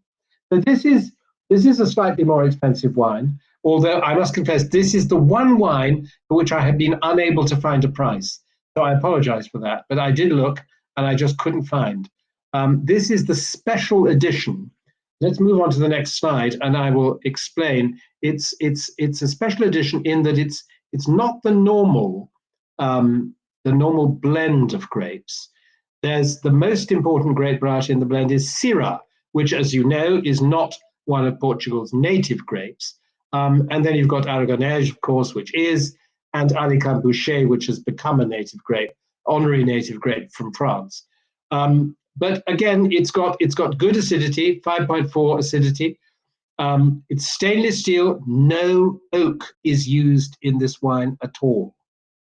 Now, I'd be interested to know if you think there's any of the lesser for that. I think, as Paolo Laureano was trying to drum into me when I went to visit him, he said, it's a matter of, oak is for the texture of the wine, not for the flavor. I don't want to taste oak. Now, okay, maybe this is not going to be texturally as rich as some of the wines that are made with oak. But what they do is they leave it for 19 days on the skins, which is a longer time than some people, and then they cover it with nitrogen. They keep it with nitrogen for quite a while after that. And the result is, I think, it's a lovely, bright, fresh wine. I remember thinking it's very much sort of raspberry. Again, you're back to those red fruits. Almost a sort of tarry note to it.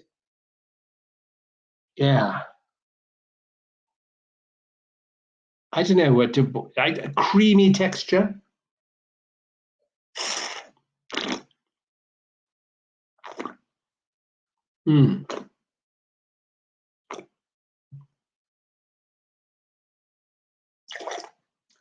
But it's got this lovely, bright red fruit character. Charming winemaker, a young woman of about mid-30s, Mariana called. She was delightful. I remember one of the things she said to me. This is the only meeting we had with the winemaker, which we had to have over a meal. Oh, terrible. We had dinner with her and her general manager, and there was a point where she said, I'd love a new grape press, but we had to buy a new bottling line. You can't have everything. So this is the reality of life in a cooperative. You have to accept all the grapes that are sent to you by the members, no matter how horrible looking they may be. And you may look at this and think, oh God, I'm never going to be able to make decent wine out of this. But you've got to accept them. You don't pay them as much for those grapes, but you favor the people who give you better grapes. But anyway, this apparently the main wine is about 4 million liters production. This special edition is about 200,000 bottles. So we're not talking about small amounts, but there's quite a lot of wine. Piotr. Question about the food pairing. Food pairing for this. I think this has got this lovely, light, bright freshness to it. I think this is a wine I would be perfectly happy to drink just by itself, just as a glass of red wine. I'm living in Portugal. There's much less white wine drunk here than red. Okay, I'm not in the red and the white part of the country. Maybe if I was up near north of Porto, it would be different. But I think it's mainly a red wine drinking country, and basically, the Portuguese will happily drink red wine with fish. Now, this is quite a light, fresh style of red wine. I think this could be really quite an interesting match for one of those codfish recipes, bacalhau, which is one of the favorite fish of the Portuguese people. I would be going for a lighter style, something like bacalhau à brás, which is cooked with egg and sort of very thin fried potatoes. I think this would be lovely with that. Of course, you could have it with something lighter. You could have it with a roast chicken, for goodness sake. You could certainly have it with a lovely fresh sheep's cheese. Um, ah, I think you all sorts of vegetarian dishes. This is an easy wine. It's not too tannic. It's gentle. It's fresh. It's lively. I would be going with things like that. Some bacalhau or some chicken or some vegetables. Ah, easy drinking wine. Okay, let's move on. Right. The next one, we're going on to Casa Relvas, another privately owned company. It's a family called the Relvas family. And the Relvas family, they came, actually, the father came from Angola, which, as you probably know, used to belong to Portugal.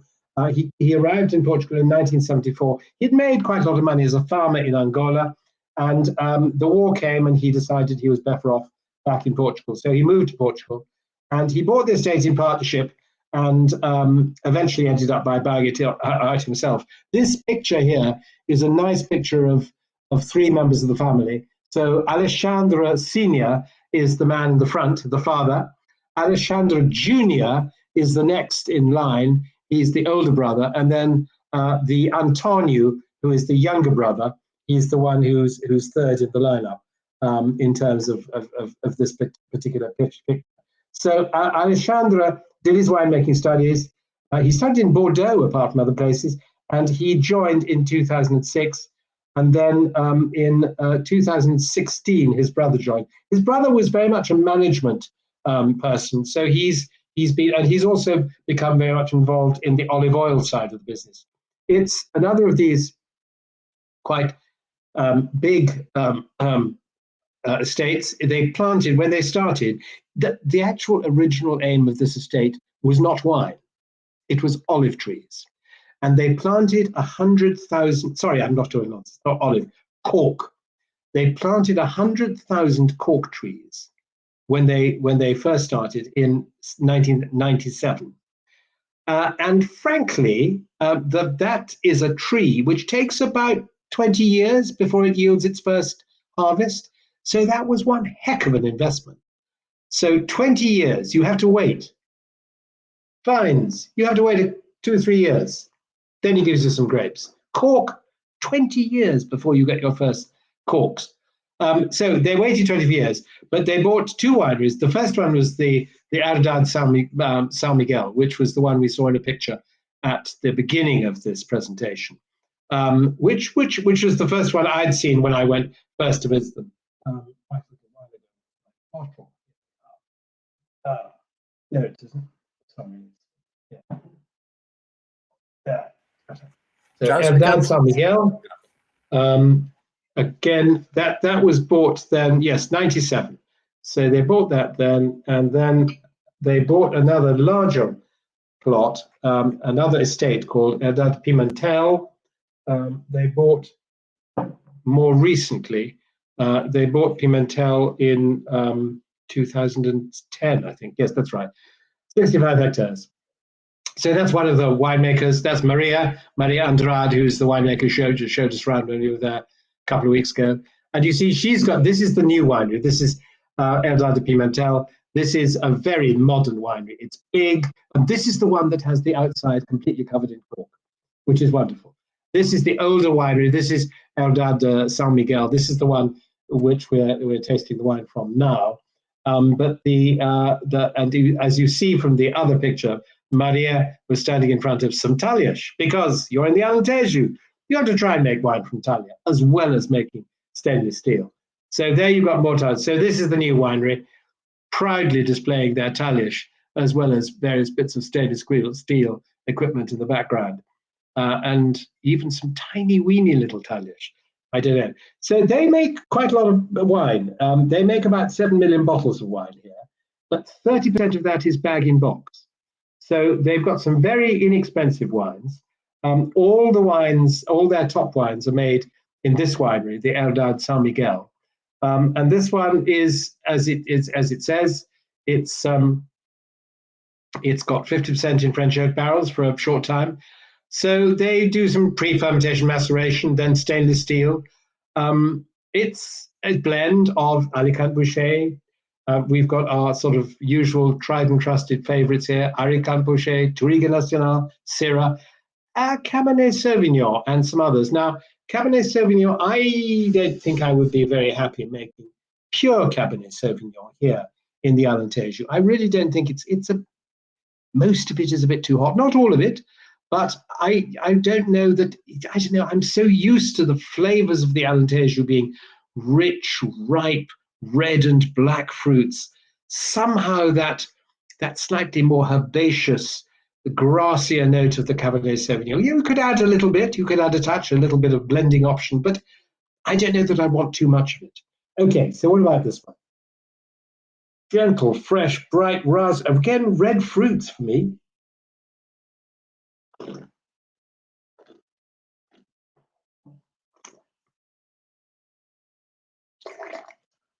Nice little bit of tannin there, just reminding you this is a red wine. Lovely freshness. Just a bit more tannin than that last one. I would be, looking for something just slightly more, maybe one of those lamb dishes that we were thinking about. Well, if you're not making cheese and requesón out of your sheep, you could think about a borrego, a lamb dish for this wine.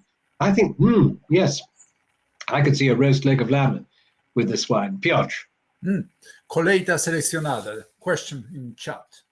Yes. What does it mean? Colheita. Colheita means harvest. Very easy. Seleccionada, you might have been able to guess, it's selected. So it's a simple translation. But colheita is one of the Portuguese words for harvest. You'll see it appears in the Douro Valley on bottles of port. You'll see it in all sorts of places, but essentially it means harvest. Okay, let's move on from this one to the next. What have we got next? Now we have our Italian wine. So José Piteira. Sorry, I never told you. That, by the way, is six euros. So again, a very, very good price for that wine, I think. 6 euros. The José Piteira is this next. Here we are. Oh my goodness. So this is in Alentejo, which is one of these two little villages. They are villages. They're not towns. They're villages in the southeast of Portugal. And Catherine and I went to visit, and we just couldn't help but take a picture of this olive tree growing out of the church spire. This is the main church in Alentejo, and it has its own olive tree. So I'm not quite sure whether it just blew there and grew, or whether they planted it there deliberately as a symbol of what this wonderful country can produce. But it's an olive tree, and it is, I promise you, it's a church. So anyway, that's Alentejo. José Piteira is a man who's been making wine since he was a teenager, apparently. And he has always specialized in making wine from talha, which are these clay pots. So he is a talha fella, and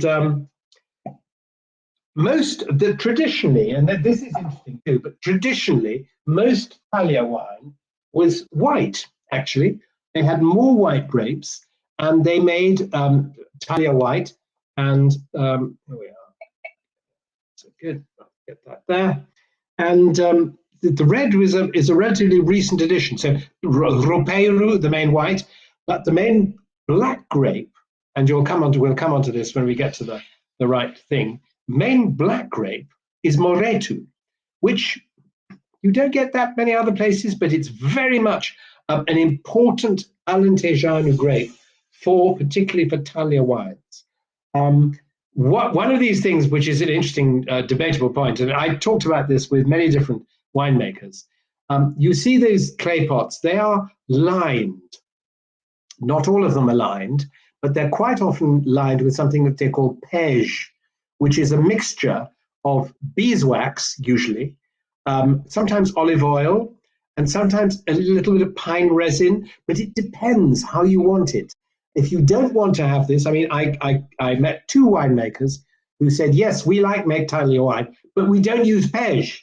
We want the wine to have a slightly earthy taste, to have the taste of the clay. And pege it means you could be doing it in stainless steel. It's sealed. You can't get the taste of the earth in it. So there are very much different ways of thinking about it, which is why one of the wines we're coming to in the next two is so interesting, because it's a particular comparative take. Right. Anyway, here we are. José de Teira. Now, what do you think of this, folks? What do you think? It's a different flavor. It's a different grape variety, right? Different grape. Moreto, we haven't met this before at all. We've been talking about Trincadeira, Aragonés, Touriga Nacional, what else? Alicante Boucher. This is not a grape I've met before. Now, that's one of the things I said at the beginning, talking about grapes. Portugal has these native grapes, and they smell and taste different. This one, to me, is much more sort of blackcurrant, maybe a little cherry. It's almost got a floral note to it.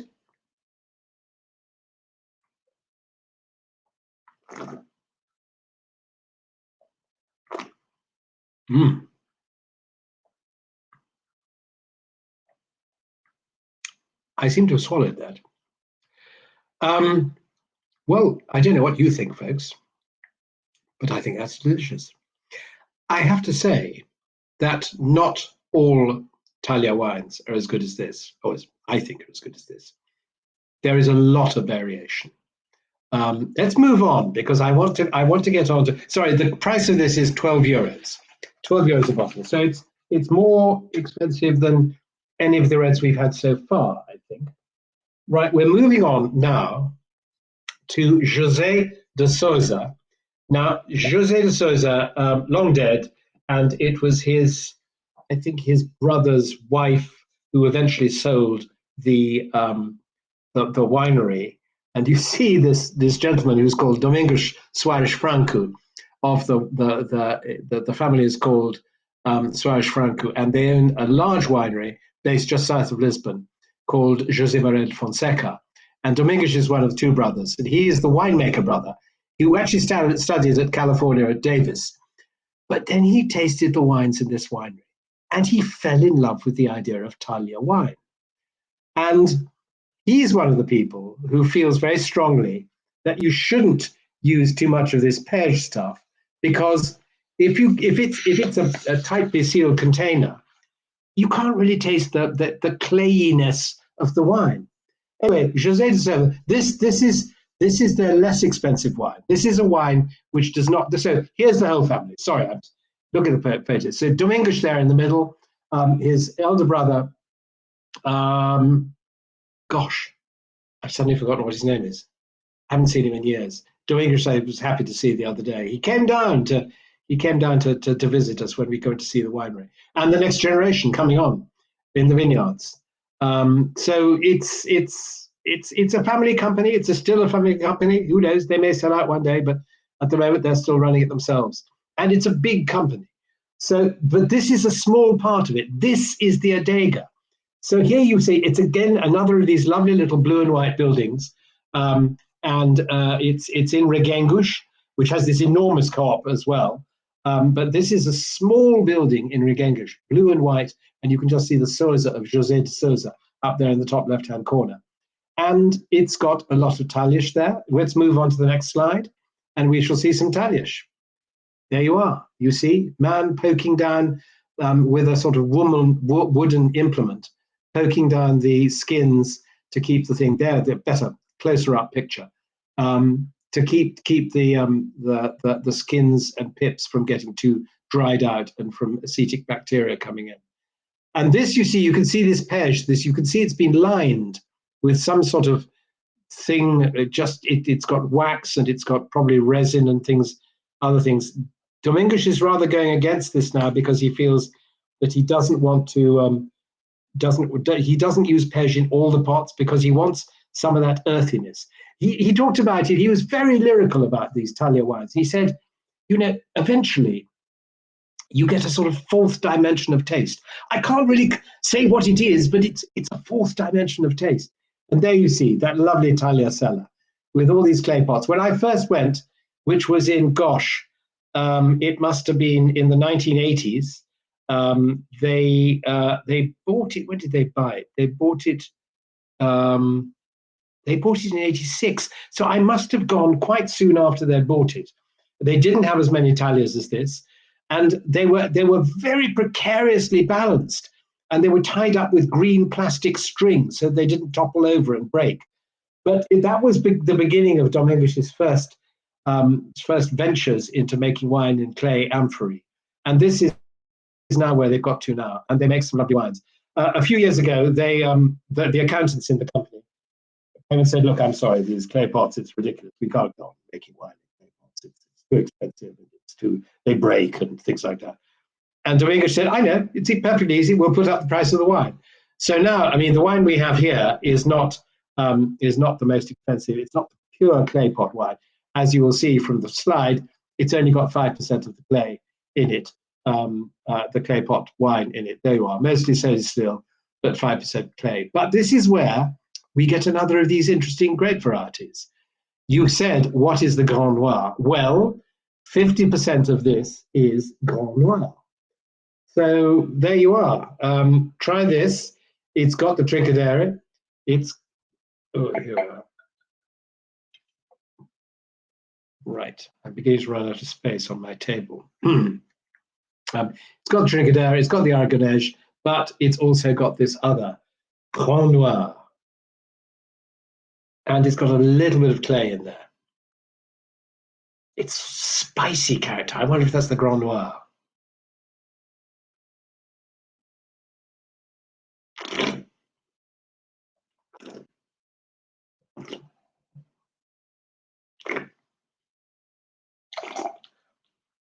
Am I imagining a little sort of earthy character? Could be. But I love this spiciness. It's also got pretty good acidity, actually. Acidity 6.8. That's a high acid figure. Wow. Granite soils. Again, he had no hesitation. When I said, what are the soils? He said, granite. In granite soils, you always get this brightness, this freshness, this amazing sort of I hesitate to say minerality because I think that's a word that a lot of people use and no one really quite knows what it means, but it might be something to do with sort of reduction. So I try not to use minerality if I can, but there's a sort of brightness and freshness to wines made from grapes grown on granite soils that I always find. So anyway, I think that's a lovely wine. It is €10. So it's among the more expensive wines here, but not the most expensive. Okay, that was probably the Pateira, actually. We're now going to move on to Cartusia. Cartusia is a lovely place. Nice old picture. You see the gentleman in the middle, the only one wearing a tie. That is a gentleman called, I think he's called Maria Frank. Oh, God, what's his first name? The family name is Eugenio de Almeida, and that gentleman there is called Vasco Maria Eugenio de Almeida. And he gave it. He didn't have any. The family had bought it sometime before, and it was a wine. It was a big estate. It's something like 6,000 hectares. It's not just wine. It's in fact wine it takes up the sixth 1,000 hectares of vineyard, but they've got a lot of cork forest. They've got cattle. They've got all sorts of other kinds of agriculture as well. Olive oil, but wine and olive oil are the main. So there's the winery. You see, it's quite a big winery, but it's a traditional winery. But it was originally a religious foundation. It was a monastery run by the Carthusian monks, thus the name Cartusia from Carthusian. And they were down. I remember when we were there recently. They said there were, I think, only 4 monks left, and they were getting very old and rather frail. And it was thought that they were going to move them somewhere else where there'd be possibly a care home or something like that. And they are intending to start up another religious foundation, and it's going to be this time for women. So it will be a nunnery rather than a monastery. But a lot of the money that they make out of the wine and oil, because it's a religious foundation, a charitable foundation, goes to the local community. It goes for all sorts of social projects. They contribute to the hospitals. You know, it's a wonderful organization, and they make very nice wines. So here we are. It started selling the Cartouche label. Some nice little picture of vineyard there. Only in 1986, so it's quite recent, that label. But they've got cork, grain, almonds, tomatoes, Charolais cattle, or Cupretu, of course, and they have olives, and they rear Lusitano horses, this famous breed of Portuguese horses they rear. So there we are, some pictures from the Adega Cartucha and a wine. So here we are, and it is basically, we've got the blend now at Aragonèse, Alicante Bouschet, and Trincadeira. I thought, well, I did a tasting of various wines. 12 months barrel, and then 9 months, they said. So they're, you see, 2017, they always keep their wine a little bit longer. I asked the question about soils, never got an answer. They always keep their wine in bottle a bit longer before releasing it. So this is probably the oldest wine I think we've had this afternoon. But stainless steel, then French 500-litre barrels. So the influence of oak is not as great. And I just think this is a lovely, fresh, bright wine. It's incredibly smooth. I just love the smoothness when I tasted it. It's got all sorts of just sort of slightly, I don't know, slightly woody notes, nothing overtly woody, but it's got a lovely fresh acidity. It's got savory flavors, almost a little piney note, as in pine forests, but maybe I'm imagining that. And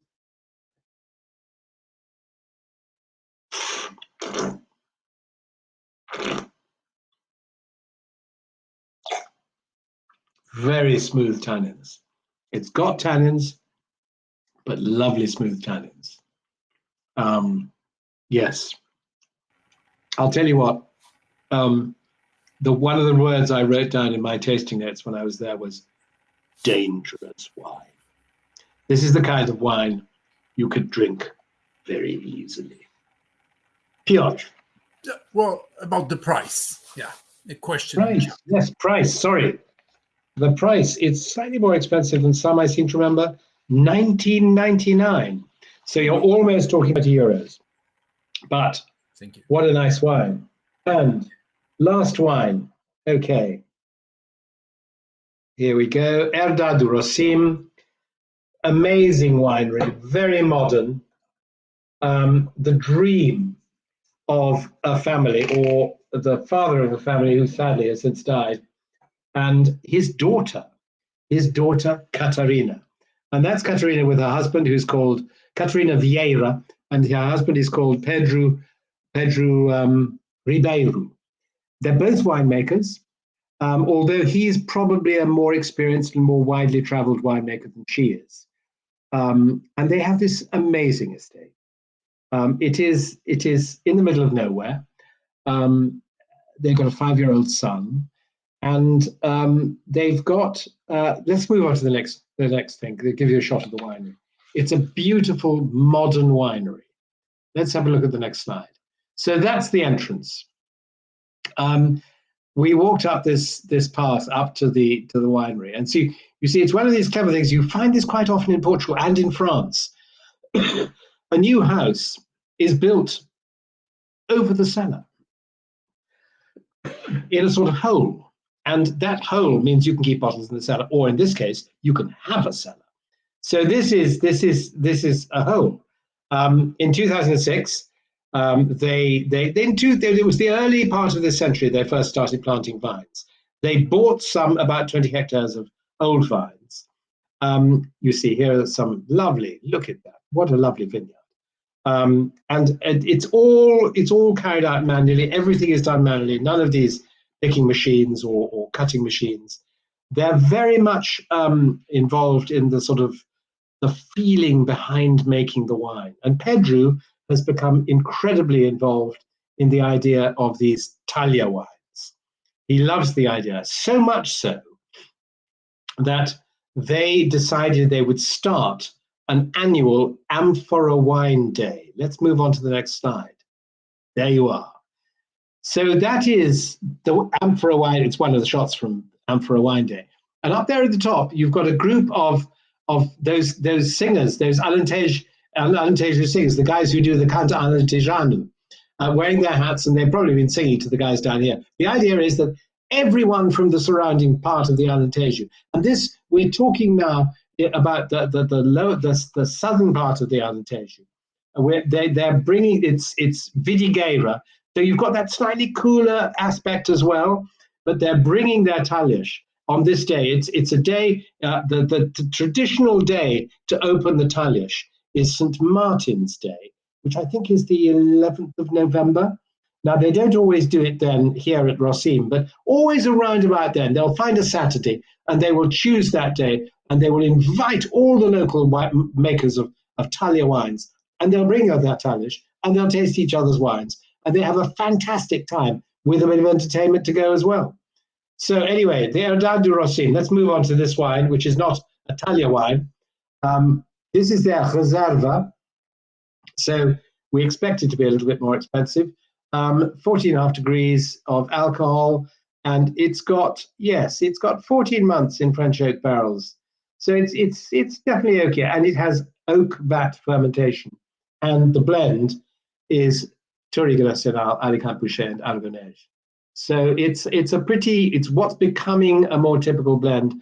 As I said earlier, Touriga Nacional is not a traditional Alentejo grape, but it has fitted in beautifully into the Alentejo and is making lovely wines. So a bit more oak on this. I'm more aware of the oak on this.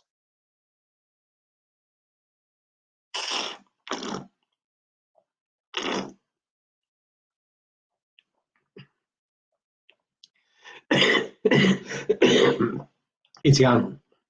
It's very young. Sorry, I got a bit of a cough. Not COVID. I did a test the other day. I'm not worried about those tannins. They're quite firm, but it's got lovely freshness, lovely brightness in the mouth. Granite soils again, and schist. Schist is hot, but granite is a cold soil. I feel that this is a wine that just needs more time. I'd be very happy to keep that in my cellar for another 5 years.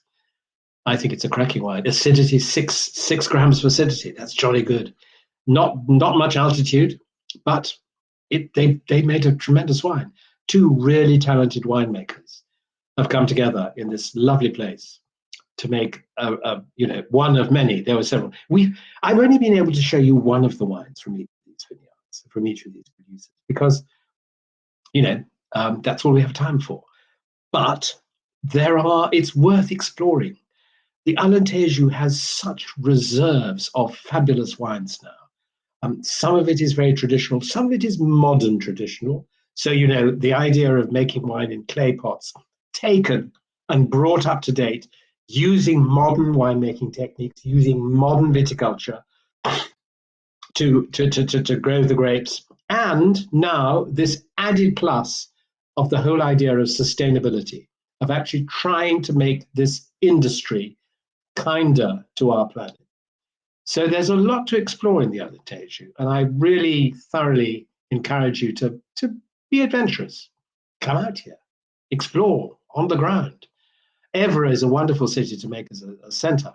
And then if you want to go further down south, you're probably better off staying a little further down. There's a new hotel project that the owner of the Piteira wines is embarked on, right on the eastern shore of the river that runs into the Alqueva Dam and then down to the Guadiana. And he's got this lovely, looks as if it's going to be lovely, Herdade de Abagueria, which I think should make he's intending it to be a sort of wine hotel. It's looking good at the moment. It's not finished yet, but it's looking very nice. There is a lot to explore in the Alentejo, just the wines. And don't forget those whites. We've been tasting mostly reds, but there are those whites, those cool places that can make lovely, fresh whites. But on the whole, it's the ripe, sumptuous, generous, lush, easy drinking reds of the Alentejo that make it such a wonderful place to grow wine. Piotr, do you think we should sort of think about wrapping this up? How are we doing?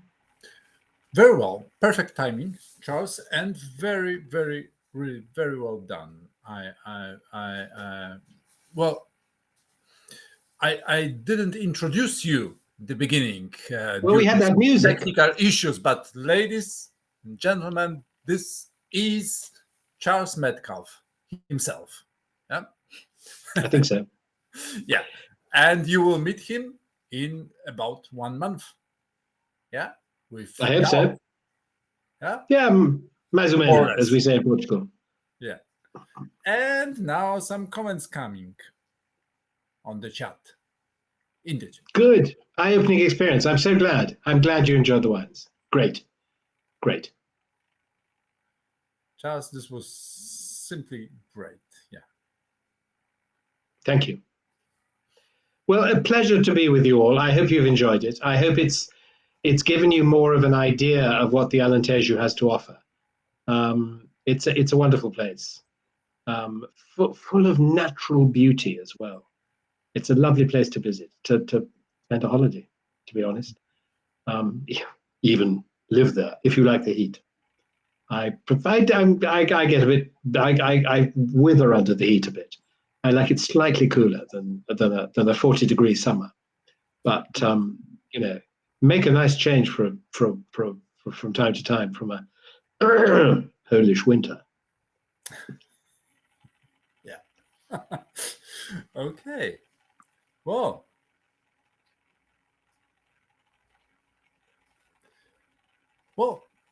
So thank you very much. Thank you, folks, and thank you, Charles, first of all. Huge pleasure. And we'll be in contact, right? And now, Canto Alentejano. Yeah. And thanks to the wines of Alentejo as well. Yeah. Thanks to the wines of Alentejo, and well done. Thank you very much. Okay. Thanks. Good night. Good night.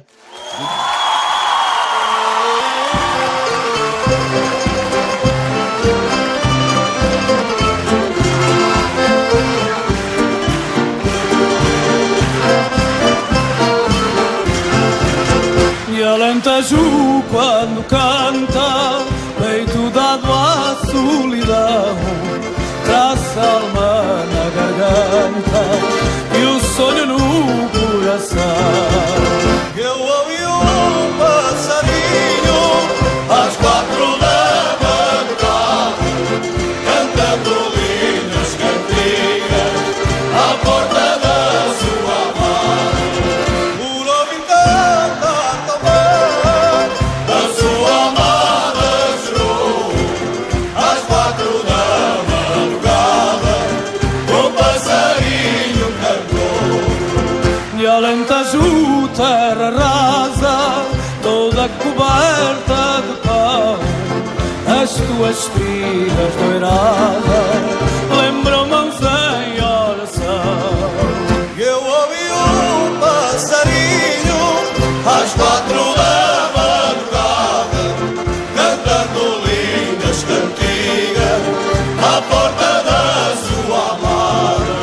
Por ouvir cantar tão bem, a sua amada chorou às 4 da madrugada, um passarinho cantou.